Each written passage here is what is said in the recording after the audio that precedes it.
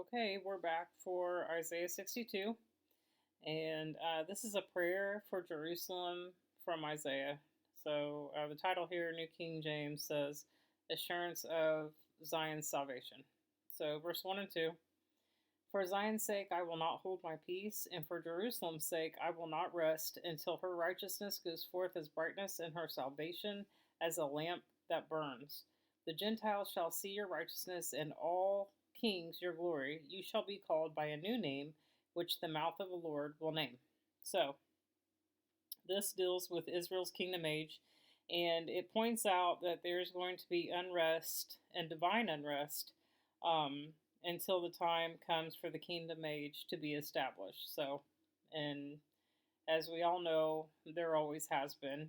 Israel's always been under unrest. So, and then he says that it should be called by a new name, and names aren't super important in our culture, but in that culture, they were super important.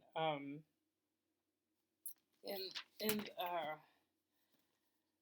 oh, I turned to the wrong page here.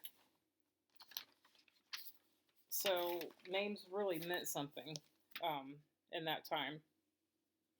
So God changes a lot of people's names in the Bible, and so like Abram to Abraham, and Jacob to Israel, Saul of Tarsus to Paul, Simon to Peter. So every name in the Bible means something significant about that person. Like Jacob's name meant heel catcher. So, and when they were born, him and Esau, or Esau, however you pronounce it, Jacob had a hold of Esau's heel when they came out. So his name meant heel catcher. Um, so, um, and God also changed Sarah's name. It was Sarai to Sarah. And, if I remember right, what God did is He inserted the breath of God into their names, and that is the H, or maybe the HA. I'll have to look that up again. But Abram, and he inserted the H, and then in Sarah to Sarah, and he inserted the H. It was like the breath of God into their name. So yeah, I'll have to look that up again. It's just came to my mind. So and God says in the Bible that He named all the stars. So I just wrote a little note down here. Chuck Missler noted that there were 100,000 million stars just in our galaxy, the Milky Way, and they think there are billions of galaxies. We are governed by time, so if you were to name all the stars in our galaxy alone, one star per second, it would take you 2,500 years to name them all. And God named them all. So that uh, that just tells you how in awe of Him we should be. Okay, verse 3 and 4. You shall also be a crown of glory in the hand of the Lord, and a royal diadem in the hand of your God. You shall no longer be termed forsaken, nor shall your land any more be termed desolate, but you shall be called Hephzibah, and your land Beulah, for the Lord delights in you, and your land shall be married. All right, so it's basically telling us what they mean, um, but here he's saying that they shall be no more termed or named forsaken. So Hezekiah means my delight is in you, and also that was Hezekiah's wife's name. And Beulah means married. So God is the bridegroom, and we are the bride, and we are His people. God uses this idiom throughout the entire Bible, from beginning to end. So God uses the idiom of marriage throughout the Bible to communicate the relationship between Him and His people. It's the supernatural basis of marriage, so the closeness. Okay.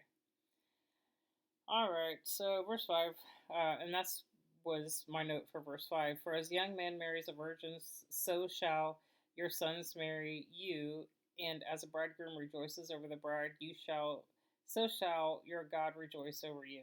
And that was what that note was about, is that he uses that as a way to communicate how close the relationship with him and his people are. Okay, verse 6, I have set watchmen on your walls, O Jerusalem. They shall never hold your peace day or night. You who make mention of the Lord, do not keep silent, and give him no rest till he establishes and till he makes Jerusalem a praise in the earth. The Lord has sworn by his right hand and by the arm of his strength, surely I will no longer give your grain as food for your enemies, and the sons of the foreigner shall not drink your new wine, for which you have labored. So, basically, he's sworn by his right hand and the arm of his strength, and that's none other than Jesus Christ, his son. He is his right hand, the arm of his strength. Okay, so 9, but those who have gathered it shall eat it and praise the Lord. Those who have brought it together shall drink it in my holy courts. Go through the gates, prepare the way for the people, build up the highway, take out the stones, lift up the banner for the peoples. Indeed, the Lord has proclaimed to the end of the world, say to the daughter of Zion, surely your salvation is coming. Behold, this reward is with him, and his work before him, and they shall call him the holy people, and they shall call them the holy people, the redeemed of the Lord, and you shall be called sought out, a city not forsaken. So, this doesn't mean a whole lot for you and I to talk about, but the curse that Moses foresaw on Israel, that was in Deuteronomy 28, that would come upon Israel, God says that no more of this. You're not going to be called forsaken anymore. He's reversing all of those things that Moses prophesied. And this curse they had to endure for 19 centuries plus. So God is saying, no more in the kingdom age. It's done. It's through. No more are you going to be forsaken. And that is also Isaiah's prayer in Isaiah 62. So one of the main things that we can take from this is the justification of Zion by God. So during the kingdom age also is important of the names. So the justification of Zion is what this chapter is all about, and names. So the name is more important to him than anything. The name more important to God than anything is his own. So his name, and there is one thing that God puts above his name, and that's his word. So, okay, that finishes up Isaiah 62. See you back here for 63.